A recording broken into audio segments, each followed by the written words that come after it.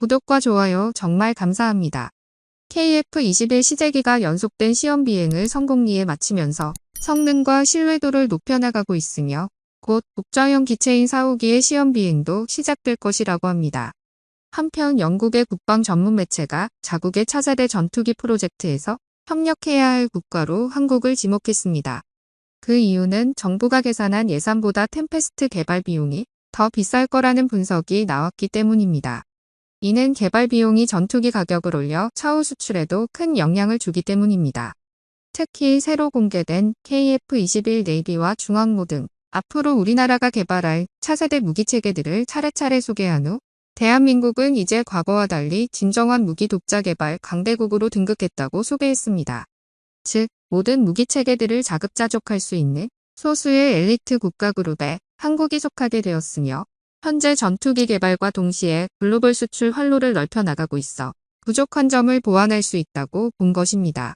국방 전문 매체의 말대로 현재 6세대 전투기 개발 비용이 문제가 될 것을 파악한 영국 정부는 차세대 전투기를 공동 개발하는 일본, 영국, 이탈리아 3개국 기업이 합작법인인 JV를 만들어 영국에 본사를 두는 방안을 검토하고 있다고 합니다.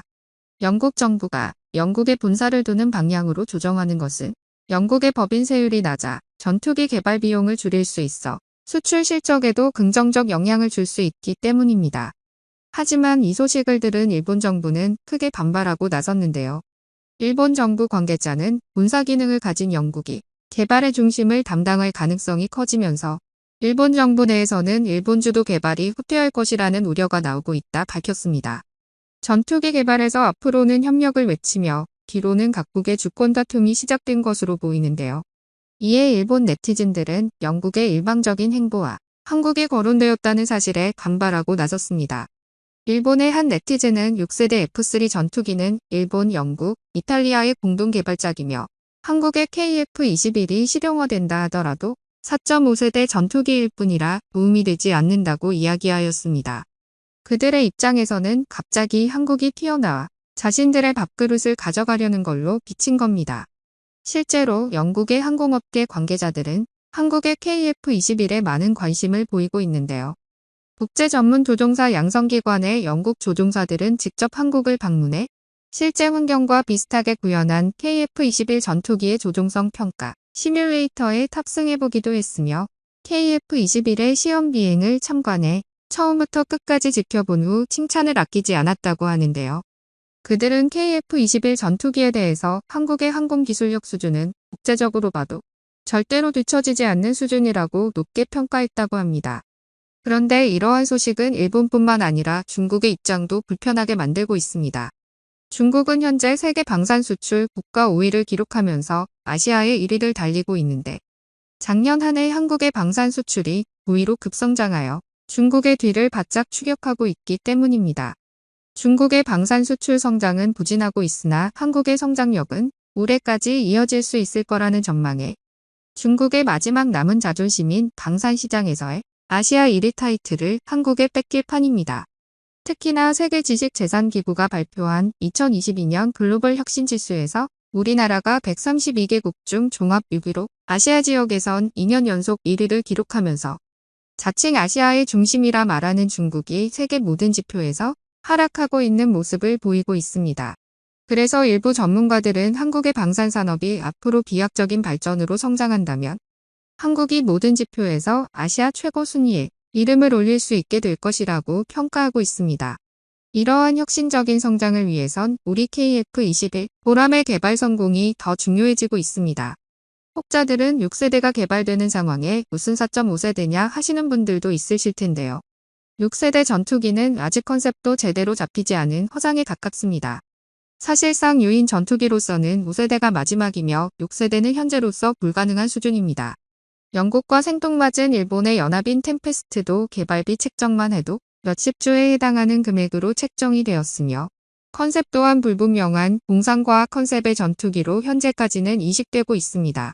지금도 고성능 전투기를 가질 수 없는 나라들이 대안으로 선택하는 것이 전천후 경공격기인 FA-50으로 모이고 있는 만큼 KF-21 보라매의 시장성은 매우 크다고 보고 있으며 KF-21의 가격만 800억으로 책정할 시 대한민국 노후 전투기 교체분만 100대에서 200대로 예측되는 만큼 사실상 10조에서 최대 20조에 달하는 수조 잔액을 올릴 수 있다는 예측이 나오는데요. 이 수치는 회사의 가치를 한 단계 끌어올리고도 남는 수치입니다. 항공기는 한번 개발이 되면 아주 오랜 기간 실비행을 하면서도 개량을 이어가게 되는데요. 보통 30년에서 40년을 실전 배치하기에 그 긴 기간 동안 시대에 맞게 성능을 높이게 되죠. F-35도 현재 잦은 결함으로 개량을 이어가고 있으며 보잉의 737과 에어버스 A320기종은 세대를 넘나들었죠. 그래서 현재의 5세대 전투기는 현재로서 가장 진보된 전투기이며 6세대 등장까지 향후 30년가량은 최고의 가치를 지닌 전투기로 평가되고 있습니다. 5세대 Z 전투기의 정확한 특성은 논란의 여지가 있으나 일단 F-22와 F-35를 생산한 록히드 마틴의 주장을 요약하자면 다음과 같은 기술이 포함되어야 한다고 하는데요. 고기동성 기체, 접기 탐지형 레이더, 항공전자기술, 통합된 컴퓨터 시스템, 그리고 전방향 스텔스 성능과 같은 기술이 포함되어야 합니다. 이 같은 기술은 향후 블록 단계를 거쳐 우리 KF-21 보라매에 탑재될 예정이고 특히 RCS를 줄이기 위해 노력 중인데요. 대부분의 5세대 전투기는 RCS인 레이더 반사 면적을 줄이기 위해 기체 외형에 변화를 주어 전방에서 들어오는 레이더파를 일정한 각도로 반사하려고 노력합니다. 그리고 잘 알려졌듯이 높은 RCS를 만드는 각진 외형을 없애기 위해 모든 폭탄은 내부로 들어가도록 제작되고 있습니다. 또한 5세대 전투기에는 공통 프로세서를 사용해 모든 센서를 직접 제어하고 조종사에게 정보를 제공합니다. 이러한 정보는 단일 전투기에서뿐만 아니라 편대 간 정보 교환, 심지어는 네트워크 체계로 전 세계의 정보가 연결 가능하도록 합니다. 그리고 대부분의 성능 향상은 소프트웨어 업그레이드를 통해서 이루어지게 되는데요. 이러한 5세대 전투기의 항공전자 및 소프트웨어를 4세대 전투기에 추가하는 경우 통상 4.5세대라 부르며 그렇게 개조된 전투기는 거의 5세대 전투기의 반값에 5세대 전투기의 90% 효과를 누릴 수 있다고 합니다. 우리의 KF-21 보라매가 이 같은 경우인 셈이죠. 사실 지금에 와서 돌이켜본다면 KF-X 전투기 개발 사업은 미래의 대한민국의 국방력을 해결해줄 최고의 선택이었고 가장 핵심적인 무기체계로 등극하게 될 것이라는 평가는 절대로 부정하지 못할 분명한 사실입니다.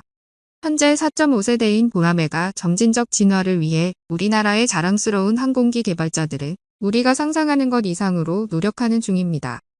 그러기에 대한민국의 영원한 자주국방을 위하여 우리나라 기술진들과 조종사들을 힘없이 믿고 끊임없는 응원이 필요합니다. 여러분의 생각은 어떠신가요? 댓글로 남겨주세요. 오늘 영상은 여기까지입니다. 끝까지 시청해주셔서 감사합니다.